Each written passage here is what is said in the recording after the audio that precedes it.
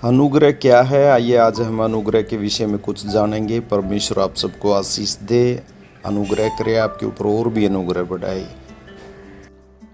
पुराने नियम में भी नए नियम में भी जब हम देखते हैं तो अनुग्रह लोगों के ऊपर परमेश्वर का बना रहा है और आज भी परमेश्वर के अनुग्रह में हम जी रहे हैं। यदि हम अनुग्रह की बात करें जो परमेश्वर ने लोगों के ऊपर किया, वो अनुग्रह क्या चीज को दर्शाता है, किस बात को दर्शाता है? अनुग्रह हमारे जीवन में क्या काम करता है, अनुग्रह हमें क्या सिखाता है। हम अनुग्रह के विषय में वचनों के द्वारा देखेंगे कि अनुग्रह हमें क्या देता है। पहली बात जब हम करें कि अनुग्रह एक ऐसा हमारे लिए गिफ्ट है, एक पैकेज है जिसके अंदर कई चीजें होती हैं, कई बातें होती हैं, बहुत सी आशीषें होती हैं। अनुग्रह टोटली उनका एक पैकेज है।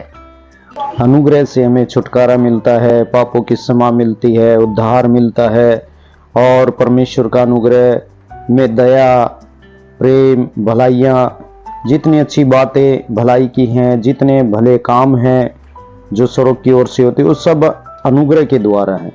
ये अनुग्रह हर एक चीज का जो हमारे जीवन में संसार में हम नहीं पा सकते थे, छुटकारा नहीं था पापों की क्षमा के लिए, वो अनुग्रह यीशु मसीह के द्वारा हमारे ऊपर आया। और पहले भी पुराने नियम में जब हम देखते हैं तो परमेश्वर ने धर्मी लोगों के ऊपर सदैव अपना अनुग्रह का बाड़ा रखा, उनके जीवन में अनुग्रह बनाए रखा और समय समय पर अपनी सामर्थ के कार्यों को प्रकट किया और उनके पापों को क्षमा करके भी उनके ऊपर अनुग्रह किया। ये अनुग्रह में सारी चीजें आ जाती हैं और ये सारा अनुग्रह हमारे लिए परमेश्वर ने यीशु मसीह के द्वारा हमें भी दे दिया, जो हम जानते तक नहीं थे परमेश्वर को, जो उसकी प्रजा के लोगों में से भी नहीं थे, लेकिन हम अन्य जाति कहलाते थे, फिर भी प्रभु ने हम पर दया की और वो हमें दे दिया। पहली बात मैं यदि आपको कहूं कि अय्यूब के समय में जब शैतान ने अय्यूब की परीक्षा ली तो परमेश्वर के सामने जब शैतान गया तो शैतान ने परमेश्वर से कहा, क्या तूने उसके चारों ओर बाड़ा नहीं बांधा है? एक सुरक्षा का बाड़ा होता है अनुग्रह। मैं यदि इस पहली बात को हम पढ़े हैं वचन में तो अय्यूब की किताब 1:10 में लिखा हुआ, क्या तूने उसकी और उसके घर की और जो कुछ उसका है उसके चारों ओर बाड़ा नहीं बांधा? तूने तो उसके कामों पर आशीष दी है और उसकी संपत्ति देश भर में फैल गई। ये एक सुरक्षा है। पहली बात, अनुग्रह हमारी एक सुरक्षा है। हमारे घर परिवार, हमारे जीवन, हमारी संपत्तियों और हमारी हर चीजों में जो बढ़ोतरी होती है वो एक बाड़ा है।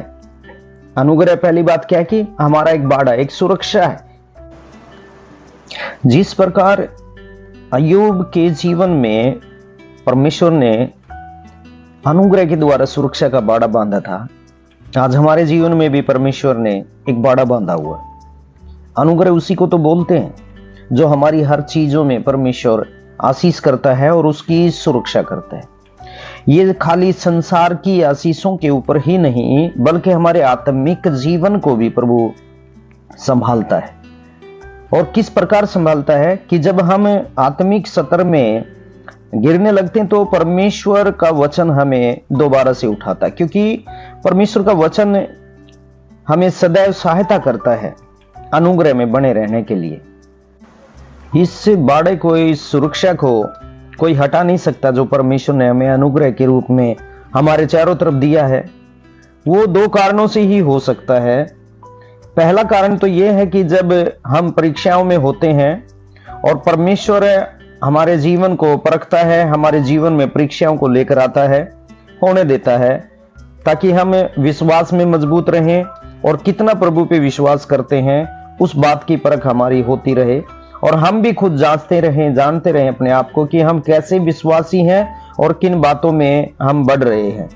और दूसरी बात यह होती है कि जब हम कभी गलतियां करते हैं, पाप करते हैं, तब ये बाड़ा टूटता है, तब हम अनुग्रह में कमजोर हो जाते हैं।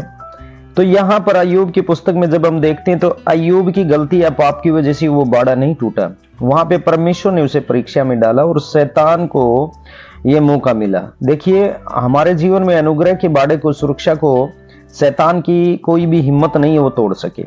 दो ही कारण होते हैं, या तो हमारी खुद की गलती, हमारा पाप होता है कि अनुग्रह के बाड़े को तोड़ देते हैं हम और शैतान को मौका मिल जाता है। दूसरी बात ये होती है कि परमेश्वर कई बार हमारी परीक्षाओं को लेता है हमारी भलाइयों के लिए, हमारे जीवन को उन्नति की ओर ले जाने के लिए, ताकि हम विश्वास में बने रहें, मजबूत हो जाएं।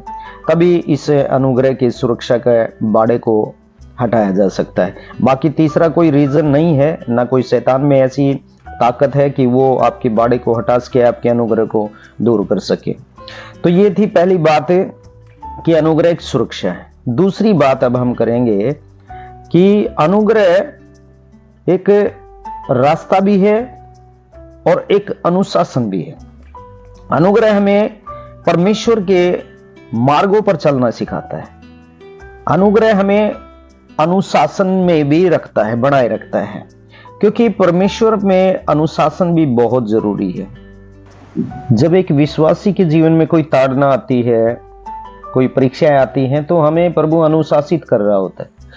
किसी भी विश्वासी को धीरज छोड़ने की या विश्वास को कम करने या विश्वास को तोड़ने की जरूरत नहीं है, क्योंकि उन परीक्षाओं में से जब, उस ताड़नाओं में से जब हम गुजरते हैं और प्रभु का धन्यवाद करते हैं, तो आपका जीवन और भी परमेश्वर बहुत ऊंचाइयों पर लेकर जाता है। वो एक रास्ता है जो परमेश्वर की ओर हमें लेकर जाता है। वो एक अनुशासन है जो हमारे जीवन को अनुशासित करता है कि हम दोबारा से उन पापों में, उन गलतियों में फिर से न जाएं। इसलिए प्रभु हमें सारी बातों को सिखाता है और अनुशासित करता है। तीसरी बात हम यह देखेंगे कि अनुग्रह का मकसद क्या है। जब हम यूहन्ना की पुस्तक पढ़ते हैं तो वहां पे 4 अध्याय 34 में यीशु कहता है कि मेरा भोजन यह है कि अपने भेजने वाले की इच्छा के अनुसार चलूं और उसका काम पूरा करूं। और एक वचन में और लिखा हुआ कि 5:17 यूहन्ना की पुस्तक में ही, इस पर यीशु ने उनसे कहा, मेरा पिता अब तक काम करता है और मैं भी काम करता हूं। मतलब क्या है कि ये कौन से काम की जिक्र कर रहे हैं परमेश्वर। उस अनुग्रह का मकसद क्या है कि हमें भलाइयों की रीति से काम करना है, और जैसी परमेश्वर की इच्छाएं हैं उसने अगुवाइयां की हैं अपने विश्वासी बेटा बेटियों के प्रति, और हम जो यीशु पे विश्वास करते हैं, तो आज हमने अनुग्रह पाया है, एक पवित्र आत्मा अंदर पाया है, और पवित्र आत्मा जो सिखाता है उसके फलों के अनुसार हम कैसे सीखते हैं। प्रेम, आनंद, शांति, धीरज, कृपा, भलाई, विश्वास, संयम, नम्रता, इन फलों के अंदर बढ़ना ही उसके कार्य को करना होता है। यीशु ने इन फलों के द्वारा ही परमेश्वर की सेवा को किया। उसके अंदर प्रेम था, वो आनंद से भरा रहता था, कभी किसी कार्य के लिए दुख उठाने के लिए दुखी नहीं हुआ, वो भलाइयां करता फिरा, उसने संयम रखा हर चीज के ऊपर, वो पूरा पवित्र देह के अनुसार उसने पवित्र बलिदान किया हम सब के पापों के लिए। तो इसका मकसद क्या है कि एक पवित्रता, धार्मिकता के साथ हमारा जीवन जो है वो हम जिए, और परमेश्वर की जो आज्ञा है, उसकी जो इच्छा है, उनको हम पूरा करें, क्योंकि प्रभु यीशु मसीह ने भी उस मकसद को पूरा किया। और यहां पर अगली बात हम देखते हैं कि अनुग्रह एक आदेश है, आदेश एक आज्ञा है, और उस आदेश को हम किस प्रकार से, किस रीति से पूरा कर सकते हैं, क्योंकि परमेश्वर का जो आदेश, जो आज्ञाएं होती हैं, उसको शैतान हमेशा रोकता है कि हम वो कार्य ना कर सकें जो परमेश्वर चाहता है। इसलिए वो जब रोकता है तो हमें भी उसको युद्ध, एक आत्मिक युद्ध जब हमारा होता है शैतान के साथ है, दुष्ट आत्माओं के साथ है, तो हमें पूरे आत्मिक हथियारों के साथ हमें सुसज्जित होना चाहिए। जैसा कि इफिसियों की पत्री में जब 6:14 हम पढ़ते हैं, तो इसमें लिखा हुआ कि इसलिए सत्य से अपनी कमर कसकर, मतलब हमें हमेशा सच्चाई के साथ, सच्चाई में स्टिक रहना चाहिए और सच्चाई में सदा बने रहना चाहिए, और धार्मिकता की झलम पहनकर धार्मिक जीवन हमें जीना चाहिए। हमेशा हमें धार्मिकता की ओर फोकस करना चाहिए, और पांव में मेल के सुसमाचार की तैयारी के जूते पहनकर, यानी कि हमें परमेश्वर का जो सुसमाचार सुनाना है, हमारे पैर कभी भी रुकने नहीं चाहिए जब हमें परमेश्वर के सुसमाचार को सुनाने का हमें मौका मिलता है। हमेशा ये हमारी इच्छा होनी चाहिए कि मैं परमेश्वर के सुसमाचार को किस प्रकार से मैं लोगों के बीच में बता पाऊं। और फिर आगे लिखा, और इन सब के साथ विश्वास की ढाल लेकर स्थिर रहो। विश्वास की ढाल मतलब बिना विश्वास के, विश्वास हमारा सेंटर है, हमारे एक मध्यस्थ जो यीशु और हमारे बीच में कार्य करता है वो विश्वास। और विश्वास की ढाल, विश्वास किस प्रकार से हमारे काम में क्या काम करता है हमारे जीवन में, कि जैसे एक वार को रोकती है एक ढाल, जैसे कोई दूसरा दुश्मन वार करता है तो उस ढाल पे उस तलवार के वार को रोका जाता है, वैसे ही हमारा विश्वास भी शैतान दुष्ट के जो तीर होते हैं उनको रोकता है।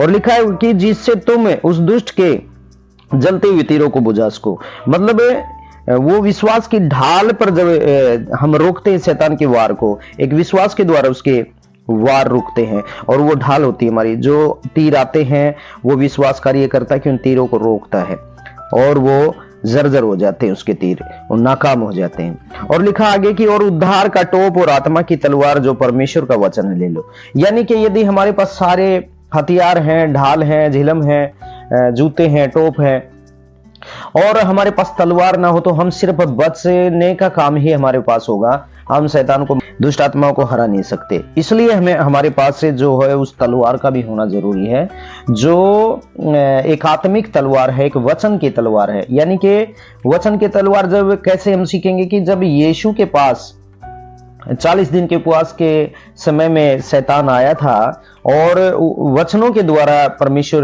प्रभु यीशु मसीह की परीक्षा कर रहा था, तो प्रभु यीशु मसीह ने भी उसको वचनों से ही जवाब दिया और वो भाग गया। इसलिए हमें भी वचनों की समझ होनी चाहिए, हमें इस अनुग्रह का पता होना चाहिए कि अनुग्रह हमारे जीवन में काम क्या करता है और क्या होता है। यह आपके लिए एक पैकेज है, पूरा गिफ्ट है, आत्मिक रीति से और संसारिक रीति से भी हमें परमेश्वर जरूरतें पूरा करता है, हमारे चारों तरफ बाड़ा बांधता है। तो अगली बात हम क्या देखेंगे, अनुग्रह एक लक्ष्य है, और उस लक्ष्य का मतलब क्या होता है कि मुझे यही काम करना है, मुझे इससे भटकना नहीं है, मुझे इससे अलग नहीं जाना है, और जो मुझे काम सौंपा गया है उसी को मुझे पूरा करना है। लक्ष्य का मतलब यही होता है। जैसे हम अपने जीवन में कई चीजों को, कई बातों को, कई कामों को सोच लेते हैं कि मुझे ऐसा करना है, इस काम को इसी तरीके से करना है, वो आपका लक्ष्य हो जाता है।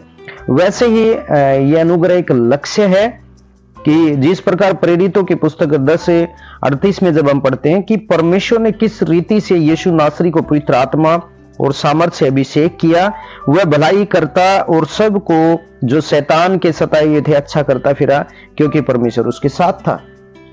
यानी कि बिना परमेश्वर की उपस्थिति के कोई भी सामर्थ्य के काम नहीं कर सकता, और उसकी उपस्थिति में बने रहने के लिए, उसके अनुग्रह में बने रहने के लिए हमें वचन को पढ़ना, वचन को मानना, प्रार्थनाएं दुआएं करना और सदैव पवित्रता में बने रहना, और कभी भी इस लक्ष्य को भूलना नहीं है कि हमें परमेश्वर ने किस लिए अनुग्रह में रखा है, किस लिए हमारे ऊपर अनुग्रह किया है। वचन कहता है ना कि सेंतमेंट तुम्हें दिया गया तो सेंतमेंट तुम भी दो। तो एक इंसान को, जब एक विश्वासी को परमेश्वर जब अनुग्रह देता है तो वो अनुग्रह के दीपक के समान होता है जो दूसरों को भी रोशनी देता है। तो हमारे अंदर जो परमेश्वर ने अनुग्रह दिया है, तो हमने कई बातें की हैं अनुग्रह के विषय में, और भी बहुत सी बातें जुड़ी हैं, लेकिन आप इतना सोच लीजिए कि आपके ऊपर जो अनुग्रह हुआ वो आपकी संपत्ति, परिवार, घर पर, सारी चीजों पर परमेश्वर ने क्या कर दिया है, बाड़ा लगा दिया है, उसको कोई तोड़ नहीं सकता। और अनुग्रह सदा तभी बना रह सकता जब हम विनतियां करते हैं, प्रार्थनाएं करते हैं, परमेश्वर के वचन को पढ़कर उन पे चलने वाले होते हैं और एक दूसरे के साथ संगतियां करते हैं, तभी यह अनुग्रह बना रह सकता है। क्योंकि अनुग्रह संसार की वस्तु नहीं है, ये स्वर्ग की ओर से दिया गया है, और स्वर्गीय पिता की क्या इच्छा है वो सभी वचन में लिखा गया, और हम बहुत सी बातों को जानते भी हैं। तो प्रभु आप सभी को अनुग्रह से और भी भरे, और भी परमेश्वर आपको आशीष करे।